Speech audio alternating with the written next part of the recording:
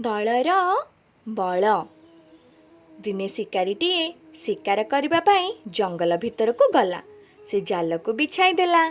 କିଛି ଚାଉଳ ତା ଉପରେ ବୁଣିଦେଲା।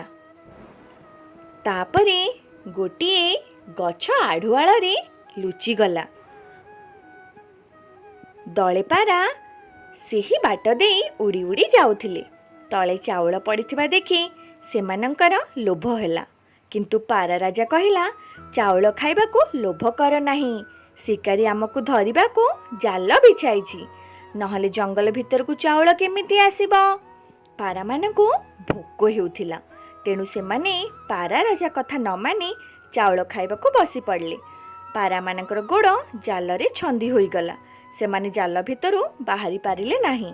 ପାରା ରାଜା କହିଲା, ଦେଖିଲ, ମୋ କଥା କେହି ଶୁଣିଲ ନାହିଁ। ଆମେ ସମସ୍ତେ ବିପଦରେ ପଡ଼ିଲେ। ଏବେ ଆମେ କ'ଣ କରିବା? ଶୁଣ, ଜଣେ ଜଣେ ହୋଇ ଉଡ଼ିଲେ କେହି ବଞ୍ଚିବା ନାହିଁ।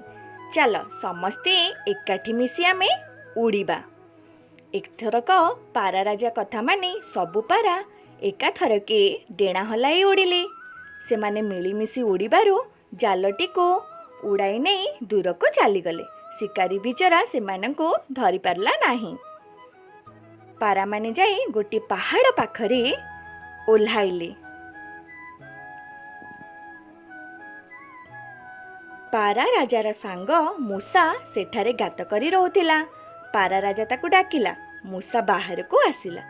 ତାର ମୁନିଆ ଦାନ୍ତରେ ଜାଲଟିକୁ ଟିକି ଟିକି କରି କାଟିଦେଲା। ପାରାମାନେ ଜାଲରୁ ଖସିଗଲେ। ମୂଷା ଉପକାର କରିଥିବାରୁ ତାକୁ ଧନ୍ୟବାଦ ଦେଲେ। ଏକତା ହିଁ ବଳ ଅଟେ।